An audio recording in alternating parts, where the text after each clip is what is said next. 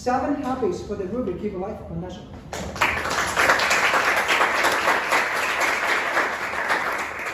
Good evening, everyone. Is it raining tomorrow? What do you think? Is it raining tomorrow? No. Is that good? Yes. That's good. Some people like raining because they can watch Netflix. Is that true? No. Because it's a paradigm. We call paradigm something you see reality. And paradigm shift is you think something different. Then in my presentation or speech, I'm going to talk about the real life stories and how do you get the peak performance of your life. Then I have the Rubik Cube in my hand.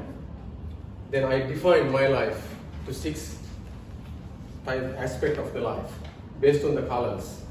First one is actually white color. If you resolve this Rubik Cube, you have to do the first white cross right and get the corners. And second, get the opposite side, that is yellow color. And do the algorithm, is the logic. You have to turn anti-clockwise, left, clockwise, right. And you do few times, you get the colors. But I don't know yet. Only my daughters learn this, and I look at it properly and I define my life to 6 colors. And I try to learn reading many books, how do you get the peak performance and the leadership. My project is about the leadership, and you will learn different leaderships, but my leadership is democratic leadership. And I will teach you within 5 minutes 6 sides of the life and 7 habits and the leadership.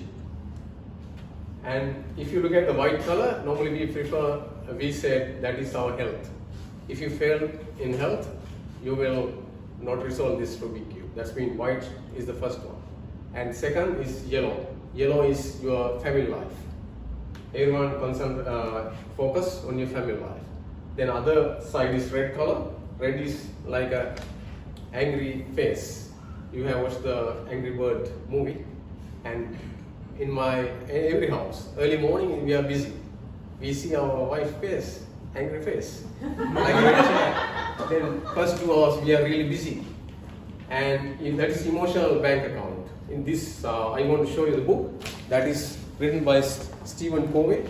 You have seen this book, and I have listened so many times YouTube and try to understand. There are a lot of things to be understand, but still I haven't got the full message. But it talk about the emotional bank account. That's a one red side of the cube, and other side is professional life, your job, and another side is social life, spiritual life, and the other one is money, that wealth. And you can define your life into different categories. And how do you get that to peak performance is, according to this book, it talk about 7 habits. First habit is be proactive. Proactive means you have to think ahead and not negative.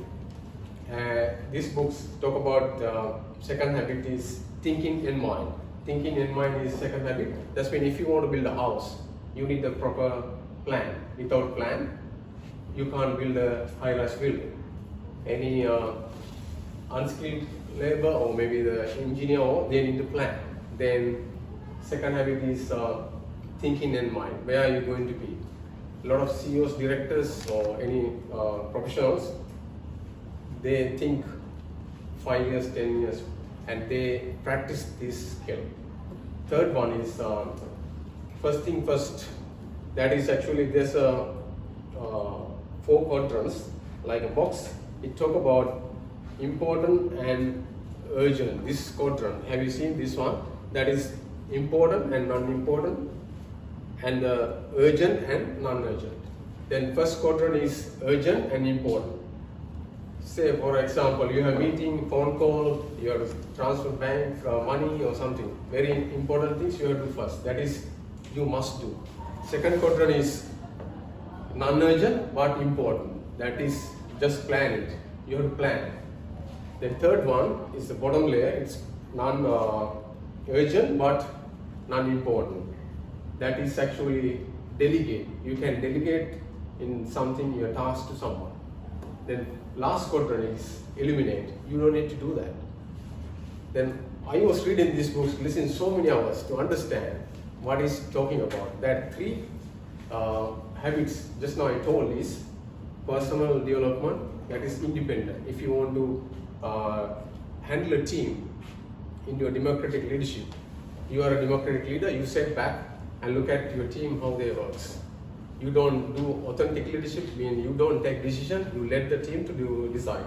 Then say in your family life, if you want to develop your kids, you have to be them independent. Then these three habits, you have to train them. And that is called independency. Then personal victory means there are two types of personal victory and interdependency. That is the three habits that talk about the society and the team. The fourth one is win-win.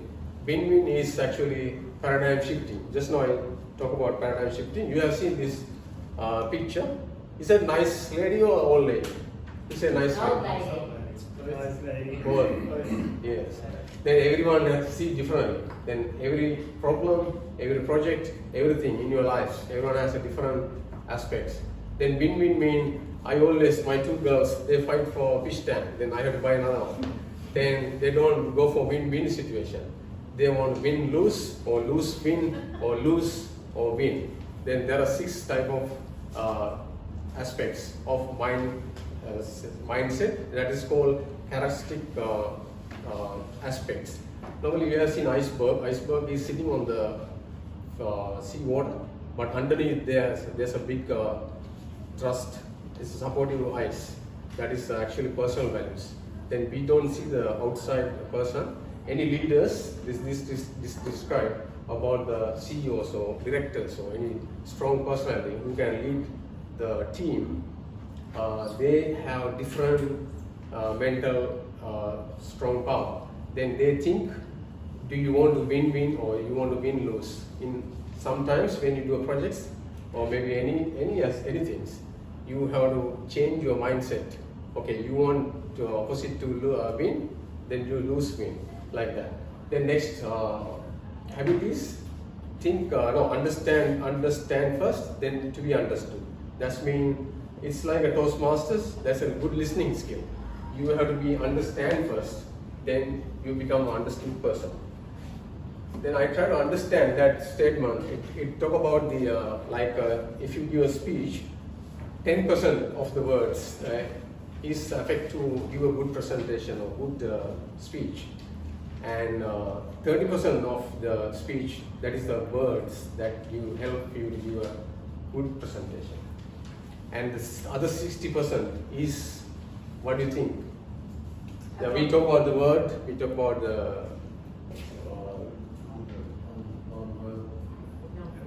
no, it's body language. Then that 60%, this book said about body language. Then we talk about the harmony and intercommunication things. Then if you know sign language, you can go anywhere, China or anywhere, you can demonstrate, right? Then that is the fifth habit. 7 is synergize. Synergize is a word, get the 2-3 brain together. Bill Gates and Steve Jobs, example, they developed Microsoft and Apple. They didn't have the same mental power. The Steve Jobs has a capacity to do marketing, think differently, and Bill Gates has a computer literacy. And they synergize. Then why we fail we are sitting in our situation because we don't have capacity to synergize with someone or maybe another friend to do a business and everything. And last one is sharpen your soul. That's mean the last 6 skill you have to practice it and use it and develop. That is democratic leaders leadership skill, and I think you learn something for your life. Thank you very much. Thank you.